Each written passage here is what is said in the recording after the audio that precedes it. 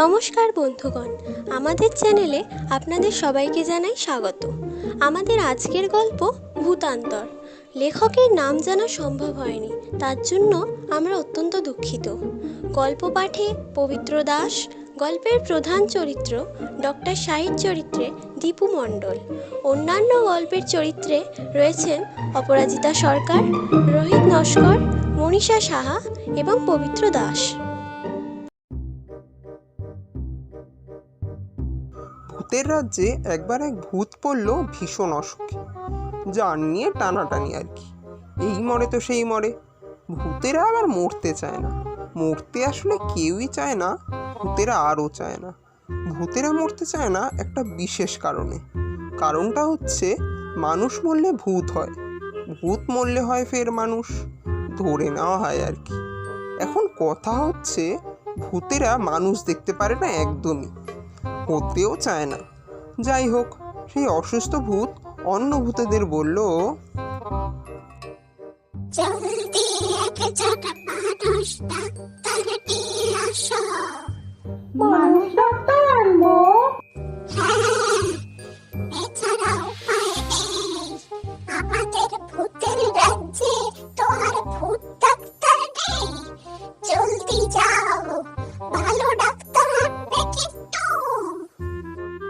ভালো ডাক্তার বুঝবো কিভাবে?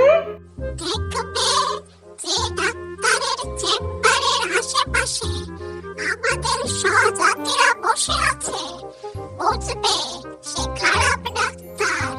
তার রোগীরা তার চিকিৎসায় পড়ে ভূত হয়েছে। আর ভালো ডাক্তার? যে ডাক্তারের চেম্বারের আশেপাশে দেখবে ভূত নেই, মানে আমাদের সহযাত্রীরা নেই, বা একজন দুজন আছে, বুঝবে সে ভালো ডাক্তার। তো দুজন ভূত চলল মানুষ ডাক্তার আনতে। তারা একজন ডাক্তারকেও পেল, যার চেম্বারের পাশে তেঁতুল গাছে একটা মাত্র ভূত দিবানিদ্রা দিচ্ছে। তারা ওই ভূতের দিবানিদ্রা না ভেঙে ডাক্তারের চেম্বারে ঢুকলো। ডাক্তার শাহী সদ্য পাশ করা MBBS, পশার নেই মোটেই, রোগী ঠগি আসে না, বসে বসে মাছি মারতে হয়। এর থেকে কেরানি হলে ভালো হতো, বলা যেত মাছি মারা কেরানি। মাছি মারা ডাক্তার তো কেউ বলে না সচরাচর, কে জানে, বাংলা ভাষায় হয়তো এই বাক্যটি প্রথম অনুপ্রবেশ করাতে চলেছে সেই মাছি মারা ডাক্তার, কিংবা হতে পারে মশা মাছি মারা ডাক্তার।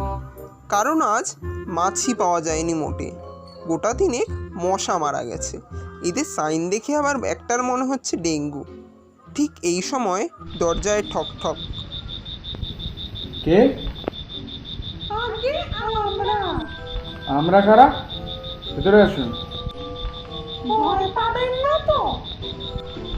দরজার বাইরে থেকেই দুজন ভূত চেঁচালো। ভয় পাবো কেন? ভিতর থেকে চেঁচালো ডাক্তার। আমরা ভূত চাই। ভূত? ডাক্তার শাহী চিন্তিত হলো যেন। ছেলেবেলায় তার ভূতে অ্যালার্জি ছিল, ভূত দেখলে গায়ে লাল লাল চাকা চাকা অ্যালার্জির মতো হতো। এখন যদি হয়, ভূতে তার ভয় নেই, তবে অ্যালার্জিতে ভয় আছে।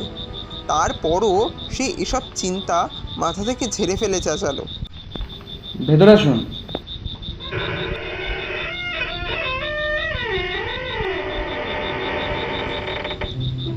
যে দুজন ঢুকলো তারা বাস্তবিক ভূত।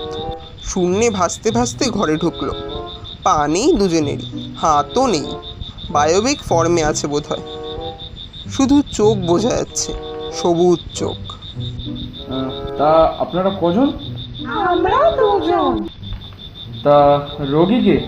রোগী আমরা কেউ না, তাহলে? রোগীকে আনতে পারিনি যে, ভীষণ অসুস্থ, আপনাকে যেতে হবে। তা আউট করে কিন্তু ভিজিট বেশি আছে। ভিজিট নিয়ে ভাববেন নি, আপনি চলুন। ডাক্তার শাহী দুই ভূতের সঙ্গে রওনা হয়ে গেল ভূতের রাজ্যে। কিন্তু অসুস্থ ভূতকে বাঁচানো গেল না। ডাক্তার শাহীর ভুল ট্রিটমেন্টে ভূত মারা পড়ল এবং যথারীতি সে পুনরায় মানুষ হলো।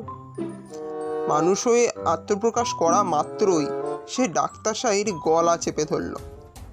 হারামজাদা ডাক্তার, তোর কারণে আমাকে আবার মানুষ হতে হলো। আরে আরে করেন কি? আমার তো দম বন্ধ হয়ে আসছে। তোকে আমি মেরেই ফেলবো। সে কি? কেন? আবার মানুষ জন্ম পাওয়ায় আপনার তো খুশি হওয়া উচিত। খেতাপুরি মানুষ জীবনের। ভূত ছিলাম, ভালো ছিলাম, এখন মানুষ হয়ে সংসারের ঝামেলা, বাচ্চা কাচ্চার নাটক, স্বামীর নাটক, শ্বশুর বাড়ির খোটা, উফ অসহ্য। তবে রে হারামজাদা। বলে পুনরায় নব উদ্যমে ঝাঁপিয়ে পড়ল ডাক্তার শাহীর উপরে।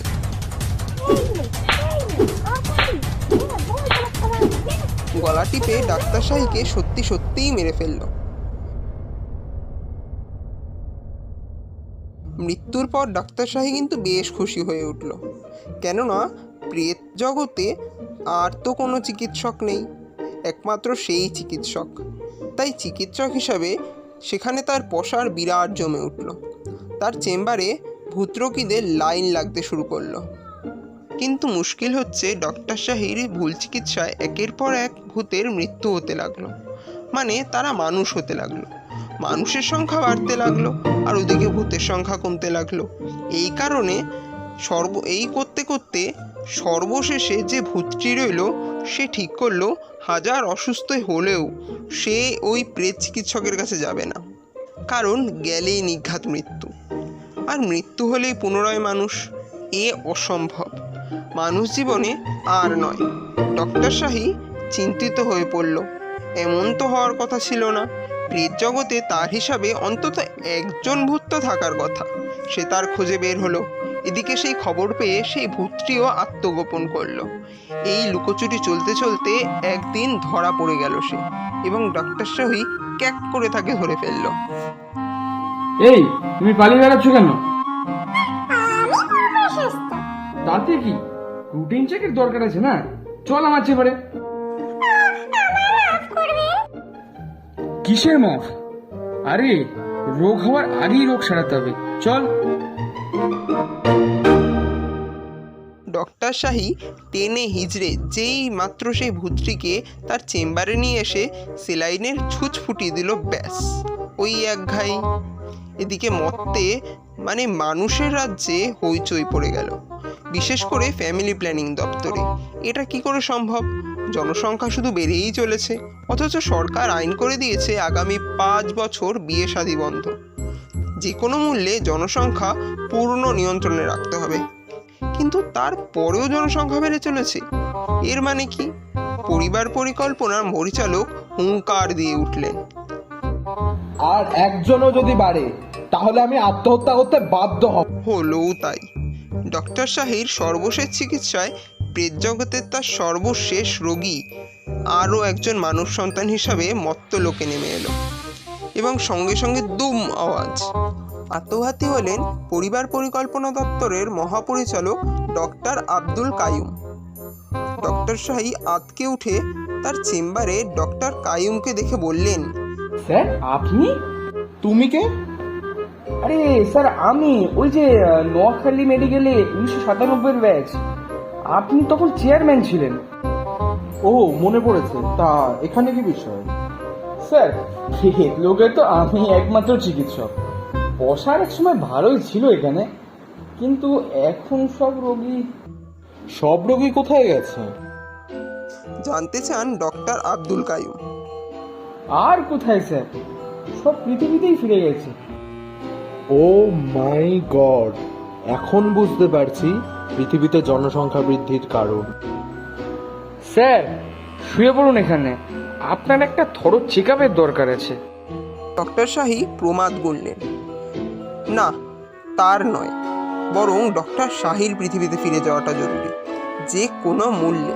তিনি ডাক্তার শাহীর চোখ এড়িয়ে সাবধানে তার ডান হাতে টেবিলের পাশ থেকে একটা হাতুড়ি তুলে নিলেন। তার মাথায় এলো না ডাক্তারের চেম্বারে হাতুড়ি কেন। ব্যাস তারপরেই চালিয়ে দিলেন এক ঘা হাতুড়ির ডক্টর শাহীর মাথা উপলক্ষ করে।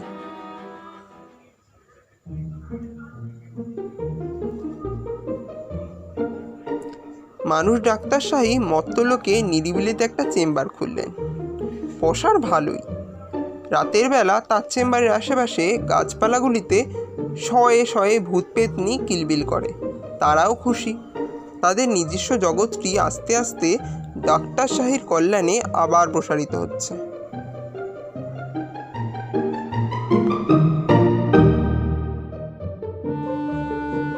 শেষ হলো ভূতান্তর। কেমন লাগলো অবশ্যই জানাবেন। লাইক, শেয়ার এবং সাবস্ক্রাইব করতে ভুলবেন না। আবারও দেখা হবে নতুন একটি উপস্থাপনার সাথে।